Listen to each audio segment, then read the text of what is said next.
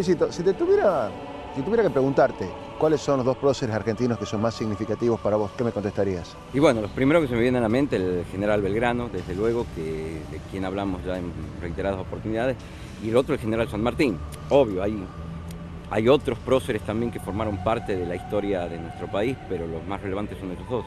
Claro, viste que ya de Belgrano hemos hablado mucho, hablamos de sus batallas, hablamos de su función como estadista, como político, como escritor, hablamos también de sus amores y también hablamos de sus últimos días y de su muerte. Sí, sí, sí. Pero de San Martín hablamos poco, hablamos en aquella oportunidad cuando contamos algunos episodios de sus visitas a Tucumán, cuando estuvo entre nosotros. Cuando entrega el ejército. Cuando Belgrano le entrega el mando del ejército del norte. Pero bueno, me gustaría ahora hablar un poquitito de San Martín, pero no la historia que quizás conocemos todos, sino hablar un poco de sus primeros años, hablar de su nacimiento, de su familia, de su infancia. ¿Vos sabías que San Martín vivió entre nosotros hasta muy chiquito y después se fue con su familia a España, verdad? Sí, sí, sí. Sé que él se fue de muy pequeño a España con su familia y parte de su vida la hizo allá, pero no sé en qué momento ni por qué se fueron. Bueno, entonces empecemos a hablar un poquito de sus orígenes. Dale. Bueno, hablamos de su papá. Su papá, Juan de San Martín y Gómez, había nacido en España. Nació el 12 de febrero de 1728 en un lugar que se llama Cervatos de la Cueva, en España, en la provincia de Palencia, en Castilla la Vieja. Nació en una familia de agricultores, de labradores, campesinos, ¿sí?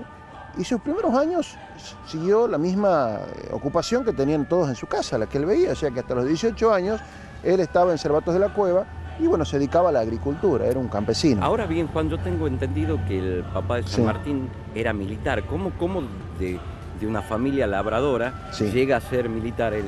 Bien, ahí está. Parece que a los 18 años, como a muchos jóvenes y muchachos de su edad en esa época, le picó a él quizás el bichito este de la gloria, de sentirse, de querer ser parte de la gloria de España, ¿sí? De ser parte de enrolarse en las milicias, en el ejército, el ser de aventura, de querer trascender quizás esta vida de labrador o de agricultor, donde claro, quizás no tenía mayor trascendencia. Que no le reportaba quizás muy mucho. Entonces se corrían las leyendas de los grandes capitanes de España que habían triunfado en el mundo. Entonces, te imaginas, o podría haberse enrolado en la Real Armada o podría haberse enrolado en el ejército. Siendo de Castilla la Vieja, en una región netamente mediterránea, es obvio que él se enroló en el ejército, sobre todo porque era lo que más estaba acostumbrado a ver. Entonces a los 18 él se enrola en el regimiento de Lisboa, que era un regimiento común, normal, sin mayor trascendencia en la época. ¿Qué pasó en todo esto? Resulta que nunca se caracterizó don Juan de San Martín por haber hecho tanto mérito como para que se lo ascendiera. Es decir, su historia fue una constante que siempre estuvo postergado en todo lo que fue en temas de ascensos. Quizás porque no provenía de una familia noble y poderosa, con influencia como para poder ascender en la escala social, una familia de campesinos, claro, muy sencillo. Claro. Quizás también porque nunca le tocó participar para destacar en el campo de batalla, porque nunca intervino en algún enfrentamiento importante. Quizás en la época en la cual estaba en Europa tampoco se habían dado ese tipo de enfrentamientos, o no le tocó a él tampoco participar. La cuestión es que prácticamente no tuvo ascensos y a los 25 años de edad, desde los 18 hasta los 25, tuvo 7 años, no tuvo ningún tipo de ascenso. ¿Qué función cumplía Juan él? Bueno, él llegó a ser recién segundo sargento de un batallón de granaderos en España. Entonces, prácticamente toda su vida eso fue lo que le dio una impronta muy importante, porque destacó mucho como instructor militar. ¿Por qué? Porque había aprendido ese trabajo siendo suboficial, siendo sargento, a instruir a la tropa, a los soldados, y ponerles un poco de disciplina. Entonces era muy obsesivo por la disciplina. Eso quizás fue lo que lo hizo destacar y también le generó unos problemas después. Y ahora, ¿cómo sabemos que era él? Porque el general San Martín era un hombre espigado, y más que tú me dices que el papá de San Martín pertenecía al cuerpo de granaderos y tendría que haber tenido un hombre robusto. Claro, él en realidad, por lo que sabemos de él, es lo que figura en su foja de servicios del ejército español. ¿Qué dicen de Juan de San Martín? Aparentemente era bastante robusto, morrudo, no era de una altura muy prominente, sino una altura mediana, y tenía, dice también, los ojos garzos. Los ojos garzos son ojos azules, ¿sí? Y el pelo un poco castaño claro, o sea que era un poco rubión, ¿no? Tez blanca. Ese era el padre de San Martín, usaba bigote. Bueno, él lo tenemos entonces a los 25 años de edad, siendo ya segundo sargento de un cuerpo de granaderos. Y estuvo 11 años en el mismo rango en España, con esa sed de aventura que él tenía que no la podía bajo ningún punto de vista satisfacer. Sí, raro para una carrera militar, ¿no? Claro, o sea que él a los 36 años sigue siendo sargento. Quizás ese fue la causa por la cual lo obligó o lo llevó a él a emigrar, es decir, a pedir que él pase desde España hacia América. América, el Nuevo Mundo, ¿sí? La tierra prometida para muchos de los militares que buscaban glorias, oportunidades, ya que aquí no venía cualquiera, o sea, prácticamente, digamos, los nobles de España se quedaban allá en Europa y acá venían los que querían progresar de alguna manera, siendo advenedizos, como quizás pudo haber sido el caso de Juan de San Martín. Exacto, que no tenían el espacio ni las batallas como para sobresalir y hacer una carrera militar. Claro. Entonces, nuevamente, lo tenemos acá en el año 1764, llega a Buenos Aires, inmediatamente se pone a las órdenes del gobernador Bertis, Juan José Bertis, de Buenos Aires. Todavía no era virreinato el Río de la Plata, era una gobernación dependiente del Perú.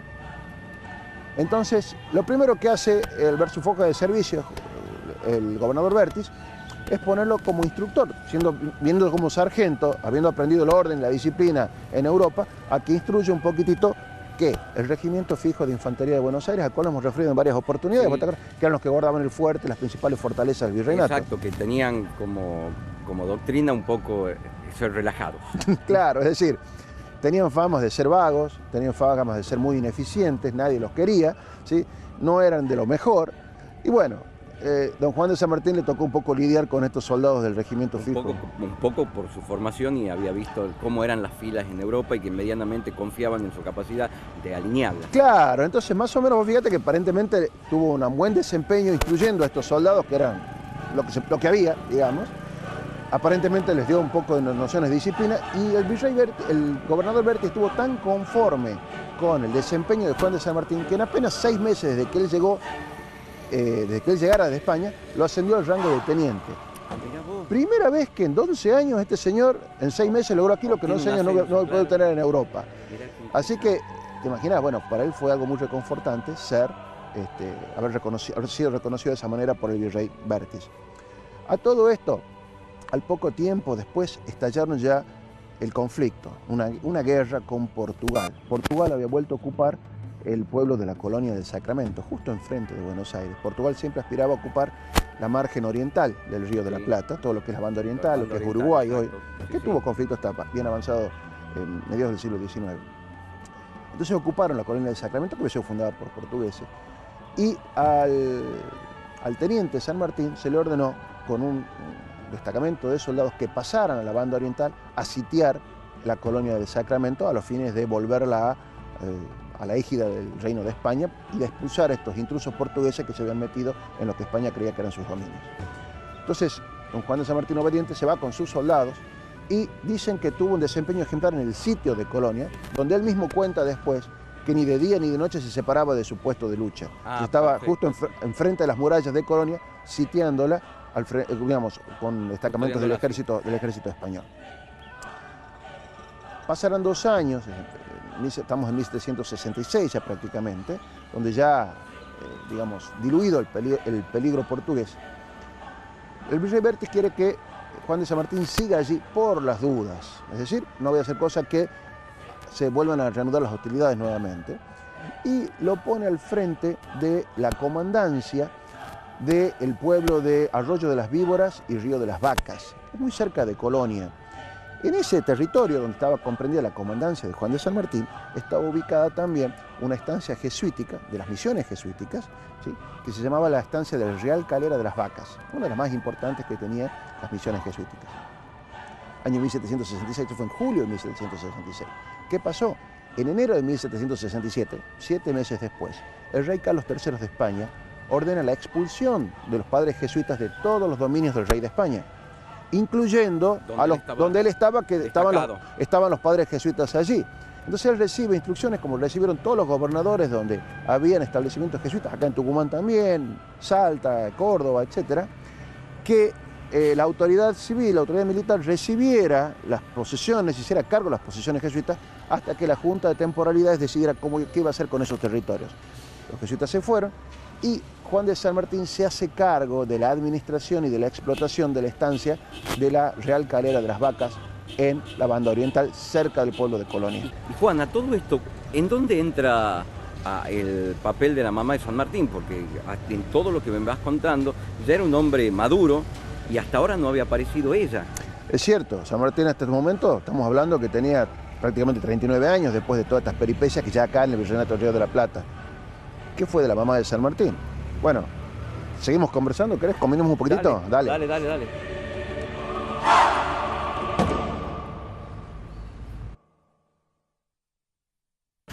Juan, me vas a contar cómo entra en escena la mamá de San Martín, porque hasta ahora me habías comentado cuál ha sido la vida del papá. Sin embargo, en toda su trayectoria militar y en su madurez todavía no había aparecido él. Claro, ya lo tenemos a Juan de San Martín en el Río de la Plata, 39 años aproximadamente, y la mamá de San Martín, sabemos que era española, doña Gregoria Matorras del Ser. ¿Dónde había nacido doña Gregoria Matorras? Bueno, hablemos un poquito de ella.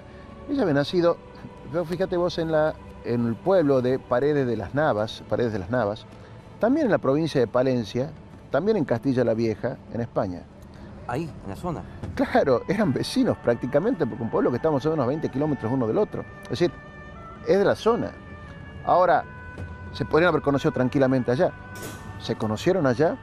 Es muy poco probable que se hayan conocido allá. ¿Por qué? ¿Cuándo nace doña Gregoria Matorras? Bueno, Gregoria Matorras nace 10 años y un mes después exactos del nacimiento de Juan de San Martín. Es decir, Juan de San Martín, acuérdate, había nacido el 12 de febrero de 1728. Gregoria Matorras nace el 12 de marzo de 1738. Entonces, cuando Juan de San Martín deja su pueblo para enrolarse en la milicia, y no se sabe si volvió alguna vez, y él tenía 18 años, tenía una chica de 8. Entonces, es muy difícil que se hayan frecuentado para entonces. Quizás, si él volvió en alguna oportunidad a Cervatos de la Cueva, a su lugar de origen, la pudo haber visto en alguna reunión del pueblo, pero ya un poco mayor. Pero si es que volvió, lo cual no hay constancia y no se sabe, por lo tanto es muy poco probable que se hayan conocido. Y es seguro que se conocieron acá. Se conocieron acá. Ahora, ¿qué hace doña Gregoria Matorras acá? Decimos, don Juan de San Martín tenía 39 años, ella 10 años menor, tenía 29 años, soltera. Para esa época una mujer de 29 años soltera, las mujeres se casaban entre los 15, 25 años, a lo sumo. Entonces era poco habitual, ya era una chica entrada en edad y que en ese momento no se había casado. Claro, para esa época sí. Entonces viene también a América y quizás viene en la esperanza quizás de conseguir algún marido. Ella viene con su primo Jerónimo. Fíjate que Jerónimo había sido designado gobernador de Salta del Tucumán. Y ella estuvo por acá, por la zona. Claro, en realidad debe haber pasado por aquí y tiene que haber terminado en Salta, que era la capital de toda esta intendencia, esta provincia. Entonces, ella vino con su primo y se quedó un tiempo en Buenos Aires. Entonces, ella no pasó a la banda oriental, no estuvo en la Real Calera de las Vacas, donde estaba Juan de San Martín, por lo cual es muy probable que ambos se hayan conocido en Buenos Aires. ¿Cómo? Bueno, Juan de San Martín, si bien es cierto, estaba estacionado en Calera de las Vacas, en la banda oriental, pero tenía que ir frecuentemente a Buenos Aires porque era convocado por sus superiores o para tener sus asuntos también, o para hacer algún tipo de trámites o lo que sea, o haber pedido algún tipo de licencia. Quizá en ese tipo de licencia, en esas cosas, fueron que se conocieron en el año 1769, muy probablemente. La cuestión es que la pareja se casa por poder el 1 de octubre de 1770. Él prácticamente 42 años, ella 32 años, o sea que eran personas ya grandes. ¿Por qué por poder? Porque él aparentemente en ese momento ya estaba en Calera de las Vacas y ya estaba en Buenos Aires. Se casan en Buenos Aires por poder. Al poco tiempo ya está conviviendo con su marido, bueno, dentro del próximo mes aparentemente ya viaja a Calera de las Vacas y viven. Y al año siguiente empezaron ya a llegar los hijos. La primera hija que tuvieron en el año 1771 fue María Elena. Al año siguiente, en el año 1772, nace Manuel Tadeo. Un par de años después, 1774, nace Juan Fermín, que eran los 3 hermanos más grandes de San Martín. En Buenos Aires. No nacen en Calera de las Vacas porque ella se muda con su marido. Con su marido. En Calera de las Vacas, sí. ¿Cómo llegan allá, Peyú? Bueno, vamos a ver un poquitito qué hace él en Caleras de las Vacas antes de entrar a Yapeyú. ¿Te imaginas? Él estuvo prácticamente 7 años en Caleras de las Vacas, desde que se fueron los padres jesuitas hasta el año 1774, que está naciendo Juan Fermín, el último de sus hijos. Y se encarga de la administración de la estancia que habían dejado los jesuitas. Es una estancia extensa, muy importante, una de las más importantes que tenían los jesuitas en el Río de la Plata. Tenía explotaciones, tenía hacienda, tenía ganado, tenía agricultura, la explotación de agricultura es muy importante. Y él se dedica a administrar todo. Administra todo lo que habían dejado los jesuitas. ¿Qué más tenían? Tenían un horno para producir cal y ladrillo. Insumos muy importantes para construir, sobre todo en Colonia del Sacramento y en Montevideo, que eran las localidades más importantes de la banda oriental. Estaban en auge en ese momento y estaban construyéndose las ciudades. Claro, y también con los animales, además de faenarlos por el tema de la carne, los cueros y demás, tenían fábrica de grasa, tenían fábrica de cebo y vendían también la grasa de los animales para los fines que los pudieran necesitar. Entonces, esa explotación le dio mucho impulso, él demostró ser un eficiente administrador, le gustaba mucho el orden, la disciplina, como dijimos, era el instructor. Y vos fíjate que el síndico procurador que visitó la estancia de la Real Calera de las Vacas, se despidió en términos muy elogiosos hacia Juan de San Martín, diciendo que el orden, la disciplina, la prolijidad, la contabilidad de los números,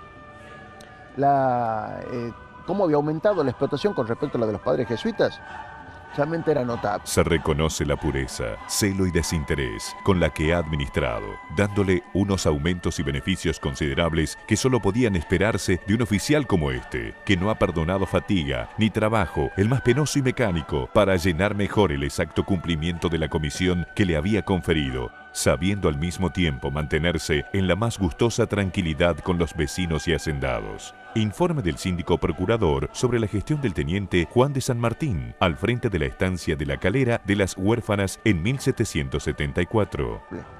Pero los elogios no solamente terminaron allí.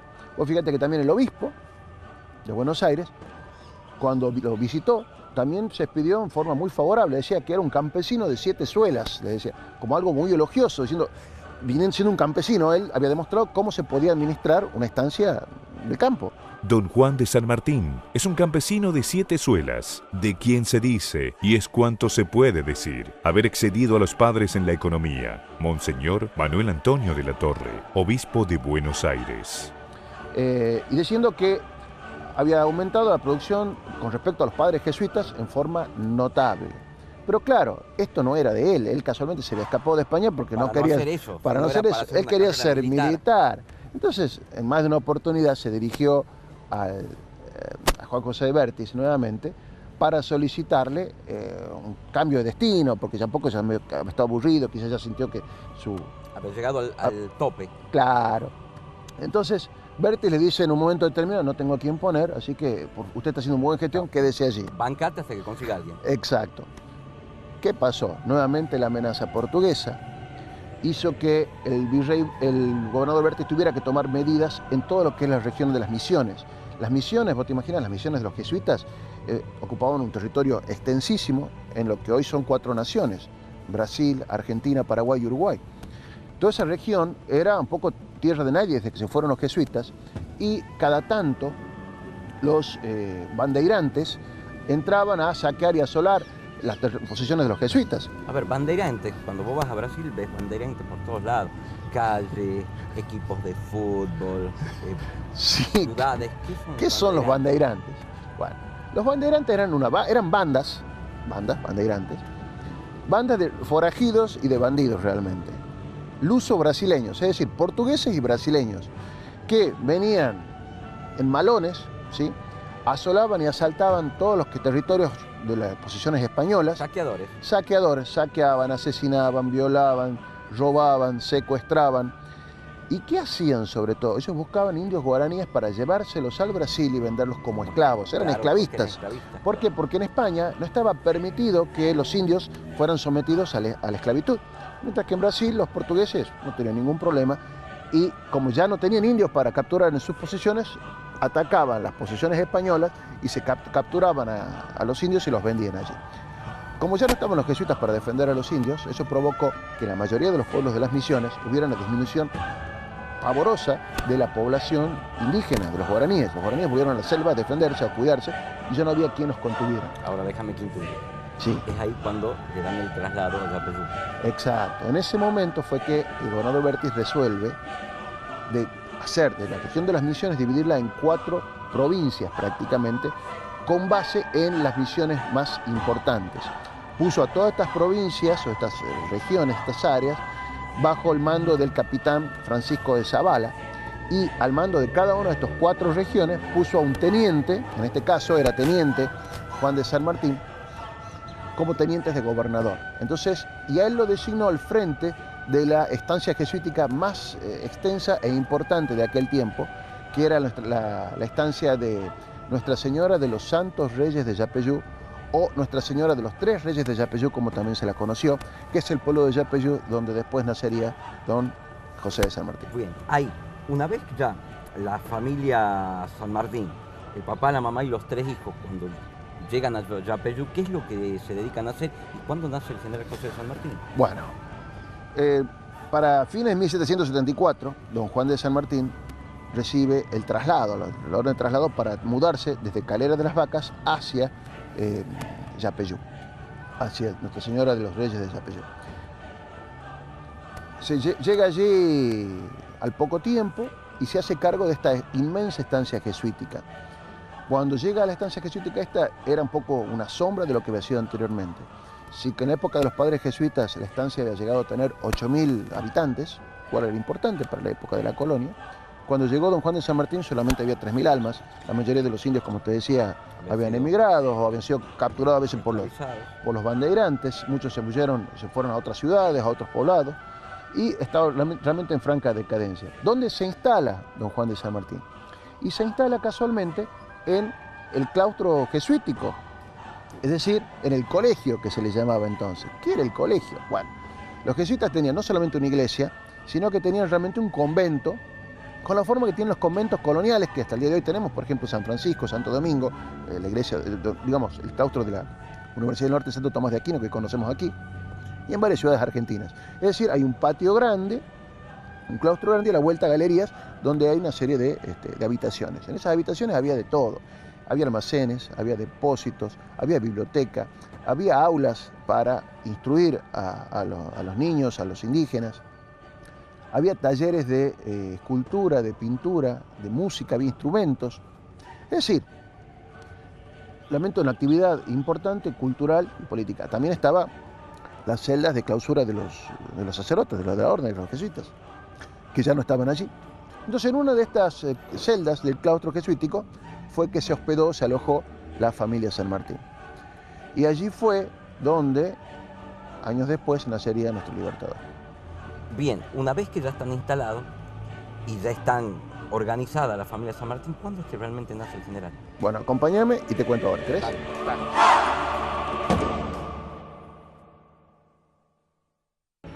Juan, me venías contando sobre toda lo que ha sido la vida del padre de San Martín, la mamá de San Martín, cómo se conocen, cómo se forma su familia, y habíamos quedado cuando ya están en Yapeyú y cuando nace el general.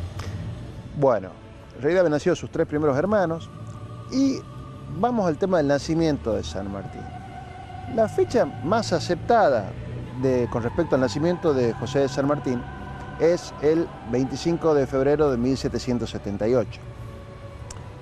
Y hay 2 fuentes que sustentan esta aceptación, esta fecha, digamos. En primer lugar, tenemos un trabajo publicado por un fraile dominico de apellido Saldaya Retamar en el año 1921, que él dijo haber encontrado en los archivos del arzobispado de la ciudad de Buenos Aires copia de la partida de nacimiento de José de San Martín, donde se daba cuenta de que correspondía al 25 de febrero de 1778. Sí. Otra fuente también coincidente con esto es la propia partida de defunción de San Martín en Francia, en Boulogne-sur-Mer, donde se expresa que falleció General San Martín a los 72 años, 5 meses y 23 días. Él habiendo fallecido el 17 de agosto de 1850, se retrotrae y llegamos al 25 de febrero de 1778. Justo en la fecha que decía el fraile. Exacto.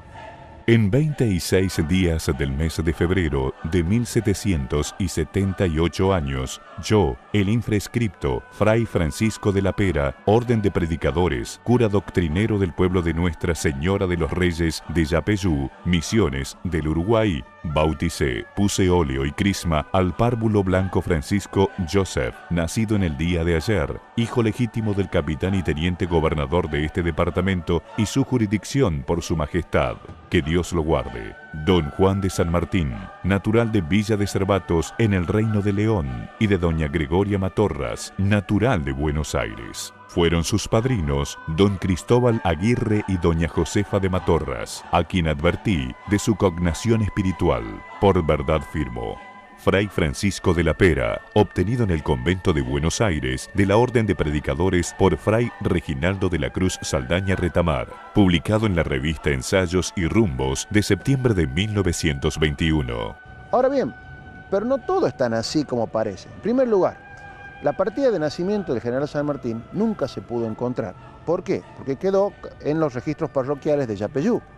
¿Qué pasó después? En el año 1817, una invasión portuguesa arrasó con todo el pueblo de Yapeyú, quemó todo lo que existía, lo que había en pie, y se llevó puesta la parroquia, los registros parroquiales, las partidas de nacimiento, todo. Entonces, obviamente, arrasaron todo y con eso se arrasó no solo el monasterio, sino todos los documentos oficiales con los cuales se corroboraría la fecha natalicia del general. Tal es así que si uno va hoy a visitar Yapeyú, va a ver que la casa de San Martín realmente, que era el convento jesuítico, está todo en ruinas y está todo con cimientos únicamente porque no ha quedado nada a raíz de lo que el destrozo que hicieron los portugueses en 1817. Bien, ahora Juan, vos me decías que la fecha más aceptada es el 25 de febrero de 1778. Eso significa que existen otras fechas posibles del nacimiento del general San Martín. Efectivamente. Además, ¿qué pasa? Este trabajo de Fray Saldaña Retamar, donde él dice haber encontrado esta copia de la partida de nacimiento de San Martín, él nunca exhibió el original, nunca exhibió esa copia, simplemente la transcribió en un trabajo. Y esa copia que él dice haber encontrado en el archivo del Arzobispo de Buenos Aires, también se perdió porque en el año 1955, a raíz de los enfrentamientos internos que hubo con el gobierno de entonces, hubo una quema de iglesias y se quemaron también los archivos parroquiales correspondientes a la parte histórica, por lo cual tampoco se puede recuperar esa información que dice haber encontrado este fraile dominico, por tanto no se puede verificar eso tampoco. No se puede verificar. Ahora, es cierto. ¿Por qué? Porque el mismo San Martín tampoco fue muy cuidadoso, ni fue tampoco muy coherente en lo que respecta a su cumpleaños, porque en su vida está plagada de una multiplicidad tremenda de información, que puede dar cuenta de que él haya nacido en 1777, cuando él mismo escribe cartas, da cuenta de que él pudo haber nacido en el año 1777, cuando él embarca en la fragata Santa Balbina desde Buenos Aires para llegar a España con su familia, dice que tiene 6 años, con lo cual nos tiene que dar en el año 1777. Cuando él también le comenta al mariscal Castilla en otra carta, también aparentemente tendría que ser 1777, sino un año anterior a la que normalmente se conoce. Sin embargo, en otros documentos, como por ejemplo, tenemos también algunas fojas de servicio del Ejército Español, daría cuenta que nació en el año 1779. Otras dan cuenta, otras cartas que él hace al general Tomás Guido, un amigo suyo, puede entenderse que nació en el año 1780, y hasta hay constancia de que pudo haber nacido también en el año 1781, como por ejemplo cuando él celebra sus esponsales con remedios de escalada, o por ejemplo cuando él declara al llegar acá la edad que tiene.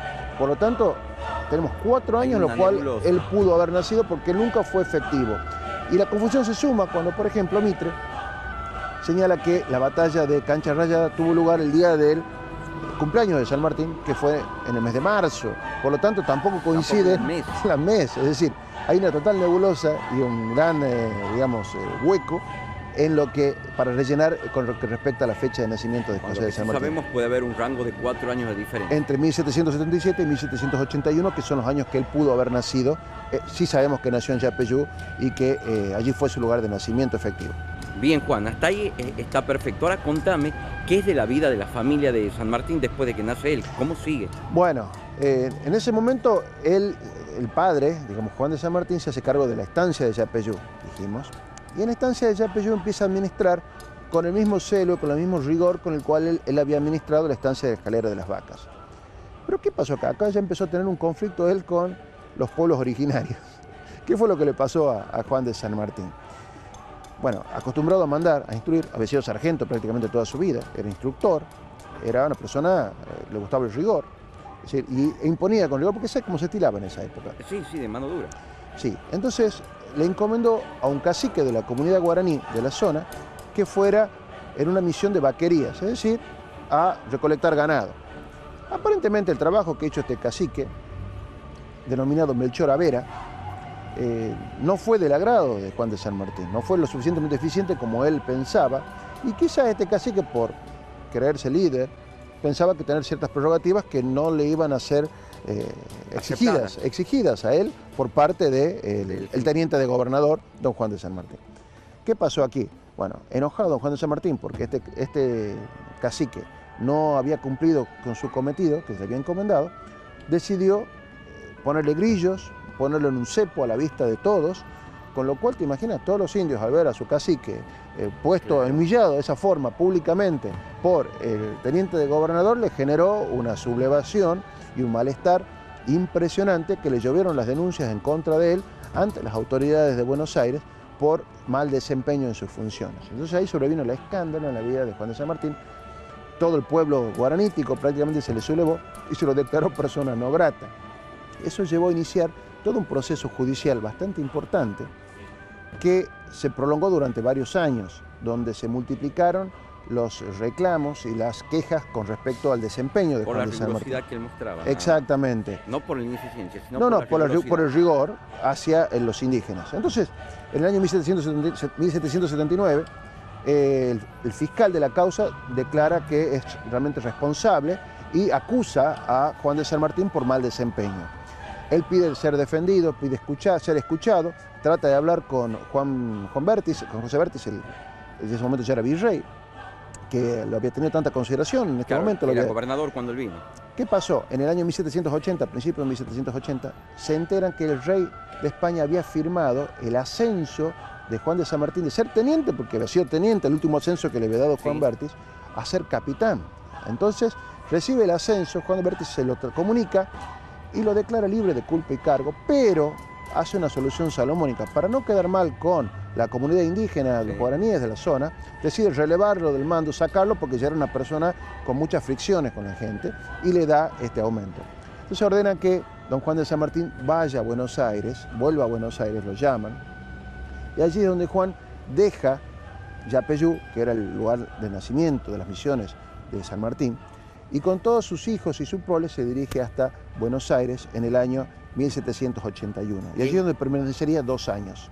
Bien, o sea que no es cuando vuelven... No. Se va a San Martín hacia Buenos Aires, allí se instala en Buenos Aires y con los ahorros que había tenido de haber administrado las estancias jesuíticas durante todos estos años, consigue comprar 2 casas, la Casa Grande y la Casa Chica. La Casa Grande en la actual calle Las Piedras, entre Belgrano y Moreno, en la ciudad de Buenos Aires, y otra Casa Chica en el barrio de Montserrat. Sectores que no eran céntricos, eran sectores alejados, por lo tanto no eran grandes propiedades las que había comprado con su peculio. Allí estuvo un par de años trabajando como habilitado del Regimiento de Voluntarios Españoles, es decir, el que pagaba, el que hacía como era buen administrador, había sido bien ordenado con el tema de números. Entonces se lo puso como habilitado, como tesorero, digamos, del regimiento. Hasta que en el año 1783 recibió la orden de irse hacia España.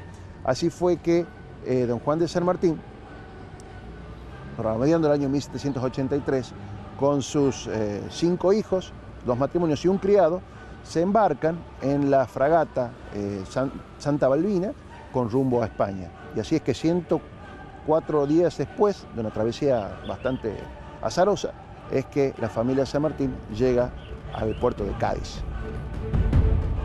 Te convoco para que me cuentes otra vez cómo es la vida del general San Martín con su familia ya en España. Bueno, dale, te sigo contando. Dale.